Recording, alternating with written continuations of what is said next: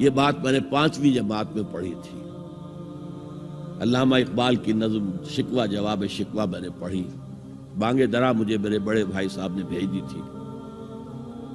ایک شعر تو وہ ہے بانگ درا کا جو میرے تحت الشعور میں کہیں چپک گیا تھا اور میری پوری زندگی کو اس نے ایک رخ پر ڈالا ہے. وہ زمانے میں معزز تھے مسلمان ہو کر اور تم خوار ہوئے تاریک قرآن ہو کر. دیکھیے یہ بات صرف اقبال نے نہیں کہی. وہ داڑھی مڈا تھا، عالم تو نہیں تھا. یہی بات کہی 14ویں صدی کے مجدد اعظم شیخ الہند مولانا محمود حسن اسیر مالٹا نے. 4 سال کی اسیری کے بعد جب رہائی پا کر آئے تھے 1920 میں، اور رہائی کیوں ملی تھی کہ ٹی بی 3rd سٹیج کو پہنچ گئی تھی. انگریز ڈرتا تھا کہ اگر ہماری اسیری ہی کے اندر کہیں انتقال ہو گیا تو کہیں طوفان اٹھ جائے گا، لہذا چھوڑ دیا.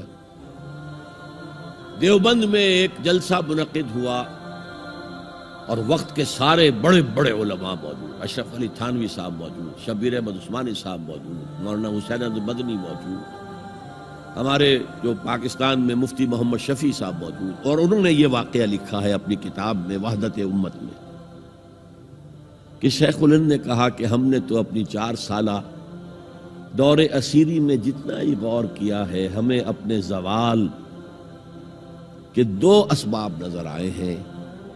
ایک ہمارا قرآن کو ترک کر دینا، یہ لفظ ہے اس کے اندر، نوٹ کیجئے. حالانکہ علماء نے قرآن کو ترک کیا ہے، لیکن اگر آپ نے کہا نہیں تو یہ صحیح نہیں ہے، کیا ہے. ان کا سارا زور فقہ پر ہے، حدیث پر ہے، زیادہ زور قرآن پر نہیں ہے. صحیح بات ہے. کہنے والا کون ہے؟ شیخ الہند. ایک ہمارا قرآن کو ترک کر دینا اور دوسرا آپس کے اختلافات. اور مفتی شفیع صاحب نے اس کے اوپر پھر یہ گرہ لگائی کہ حضرت شیخ نے جو 2 باتیں کہی تھی حقیقت میں ایک ہی ہے. ہمارے اختلافات بھی اسی لیے کہ ہم نے قرآن کو ترک کر دیا.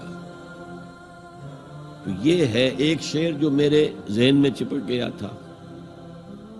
پھر قرآن سے اللہ نے جو ایک مناسبت دی ذہنی قلبی، اللہ کا شکر ہے، اللہ کا فضل ہے. دوسرا شعر وہ ہے کہ وقت فرصت ہے کہاں، کام ابھی باقی ہے، نور توحید کا اتمام ابھی باقی ہے.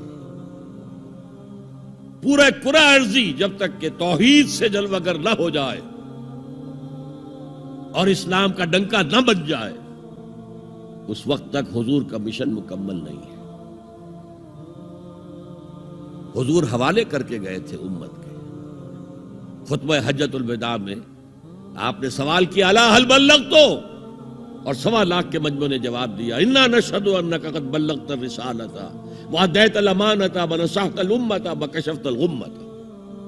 ہاں حضور ہم گواہ ہیں، آپ نے حق رسالت ادا کر دیا، حق امانت ادا کر دیا، مسلمانوں کی خیر خواہی کا حق ادا کر دیا، امت کی خیر خواہی کا، اور گمراہی کے پردے چاک کر دیے.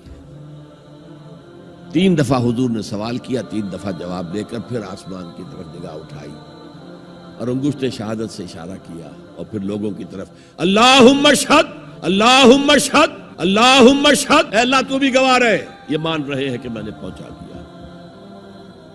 اسے میں کہا کرتا ہوں سائی آف ریلیف.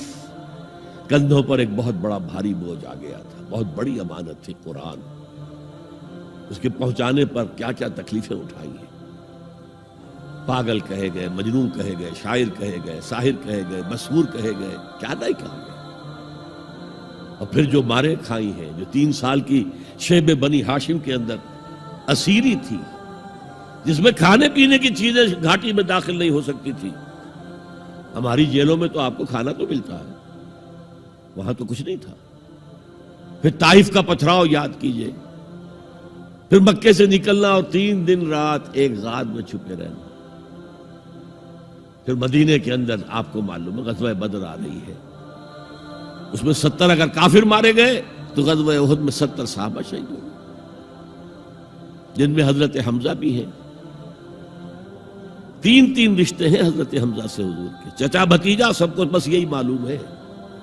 چچا بھتیجا، خالہ زاد بھائی، دودھ شریک بھائی، اور عربوں میں دودھ شریک بھائی حقیقی بھائی کے طور پر ہوتا تھا.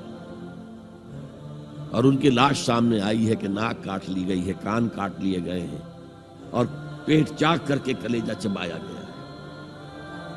یہ سارے بوجھ اٹھا کر اگر وہ حق تبلیغ ادا ہو گیا، اے اللہ یہ مان رہے ہیں، تو بھی گواہ رہے. اور پھر کیا کہا؟ فَلْيُبَلِّغِ الشَّاهِدُ الْغَائِبَ. اب جو یہاں موجود ہیں ان کا فرض ہے کہ ان کو پہنچائیں جو یہاں نہیں ہے. اور یہ ابد الآباد تک کے لیے، قیامت تک کے لیے ہے. انا آخر المرسلین وانتم آخر الامم. میں آخری رسول ہوں، تم آخری امت ہو.